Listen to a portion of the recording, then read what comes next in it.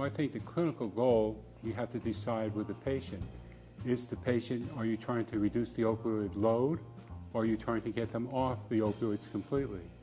And I think informed consent of going on this road and saying very frankly to the patient, and using a baseball term, it's very easy to reduce the medicine from first base to third base, but going from third base to home, the last 25%, that's where the game is decided. That's the difficult area. And Doug is very good at explaining the mechanics of how to do an opioid rotation or an opioid taper, whatever it might be. Well, I think one of the things to remember about opioid tapers or medication tapers in general is if they're drugs which are agonist in quality and nature, they are likely to produce some degree of physical withdrawal, and in some cases it'll be greater or lesser depending on the individual and their past experience. But it's a myth that if you go slow enough, you can eliminate withdrawal in everybody.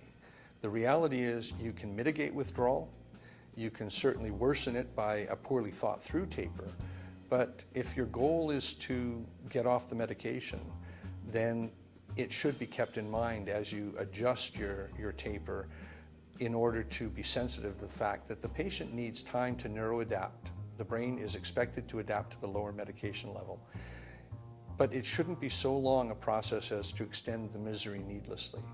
So if you're going to taper a person, you have to be sensitive and listen to that person and see how they're responding. But a very real trap that well-intentioned practitioners find themselves in a taper is they get into what we refer to as an unexpected maintenance program. So the taper is well-intended, but you end up in a maintenance program where you're writing scripts for what you think are lower amounts of medication, and somehow to you and maybe even to your patient, that's seen as a success. The reality is, as Howard says, the bottom of a taper is almost always the most difficult time, and yet it's ironically the time when the most value and the most change will occur. And this is key, is you notice that Dr. Gourlay used the word taper, taper, taper. If you're pain management, you should take the word detox and throw it out the window and not include that in your medical legal chart. You detox somebody with a disease of addiction, somebody with chronic pain, you either taper or wean. And again, coming back to the medical record, that's so important, and words are so important to use the correct words in your medical legal record. It will always be lawful to titrate up and reduce or titrate down, taper, and wean a patient off of medications that either you or your colleagues have prescribed. And the end result will hopefully be the same, and that is getting off the medication that they should no longer be on. But if you cloud the documentation with words like detoxification, then you will find yourself from a medical legal perspective in something that the government has deemed you unqualified to do. The only people who can detox individuals from opioids in America are individuals who have opioid treatment provider status, and that's a special designation using certain rules and certain medications in order to achieve the goal of weaning or tapering a person off of medications. But it's very important, and this is a mistake we commonly see, people referring to detoxing the patient. If you follow that by saying the patient needs to be detoxed and so I'm referring them to, that may be quite appropriate if you've made the determination that this is a primary substance use disorder. But if you haven't, it would not be appropriate to use that term detox, and that really can limit the agents you can use and the way you can use them.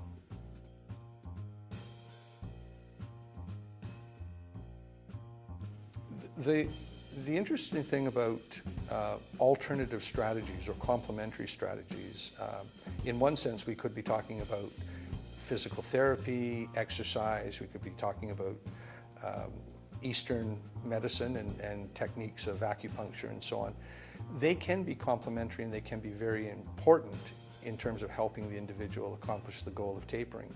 However, if the taper is irrational, if the drop is too quick or the speed of the overall taper is too short, such that they're basically put into acute withdrawal, most of the methods that even would otherwise be expected to be helpful are going to fall short. And that's one of the things that I think is a mistake we sometimes make, and that is assume that if the right intervention is applied, all the wrong interventions will magically disappear.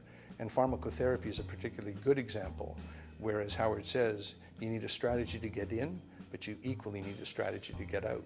And we've seen cases where a physiatrist has quite competently applied intra-articular steroid injection and effectively addressed the patient's pain problem, and yet the Percocets continue to be used, and often used problematically. And the question is, does that mean the injection was ineffective, was not appropriately applied, or more likely that there's a secondary problem, and that problem relates to the use of the drug itself? Identify them as separate conditions, solve the drug problem first, address it in a meaningful way, and then go and look at a physical medicine and rehabilitation solution, and those can complement each other very nicely. And never forget, and look at your patient again in a biopsychosocial model in regard to, is there depression present, is there anxiety present, bipolar disease, ADD, history of sexual abuse, physical abuse. They all go into making up the patient, either that make up successful treatment or a successful taper or wean off the medication. You can't focus yourself just on one piece of the pizza pie. You got to take care of the whole pizza pie, meaning the patient. And unfortunately, we have come to embrace polypharmacy much more than discrete pharmacy. Single agents are giving way to substances, sometimes multiple opioids, members of the same class, coupled with benzodiazepines, and in some cases even stimulants are added. And this can make a very complicated clinical scenario where you really have to think carefully about your strategy for exiting, because you don't have one molecule. You now have 3 classes of molecules, and you may actually have multiple members of each class. And again, that for me would be a classic example of desperation pharmacotherapy. One final point, I think that it has to be known that if I'm going to taper your wean off opioids, it can be difficult, but it's more difficult to taper or wean somebody off of benzodiazepine.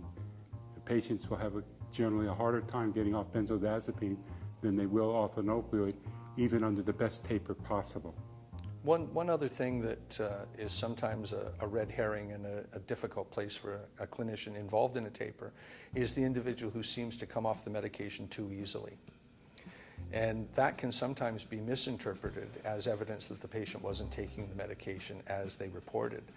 In reality, although that's possible, a much more likely explanation is the individual variability between the experiences of withdrawal. Individuals withdraw based on their past history. So if you look at a baby who is born to a mother who's physically dependent on an opioid, the withdrawal for that baby tends to be very pharmacologic and physiologically driven. There's no psychological barrier. There's no fear that this is going to go on forever. It simply is a chemically executed exit from the class of drug. On the other hand, individuals, as we get older, develop personalities that may be more focused on the fearful aspects of a drug taper. And for many people, the mere fear of withdrawal has prevented them from accomplishing the goal of getting off the medication. And a really gratifying situation is when you take a patient who has never been able to get off a medication they want, and they ultimately do. And benzos are particularly difficult, but they're also particularly rewarding. You know, the last issue that I always get a kick out of, and it's newspapers like the New York Times, Los Angeles Times, I mean, very prestigious newspaper, still when they talk about like a baby being born of somebody who's on opioid, that the baby is born addicted.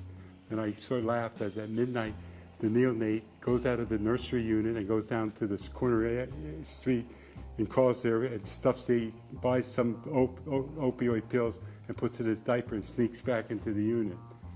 So again, unfortunately, we still need education on the basic terminology, addiction, physical dependence, and tolerance.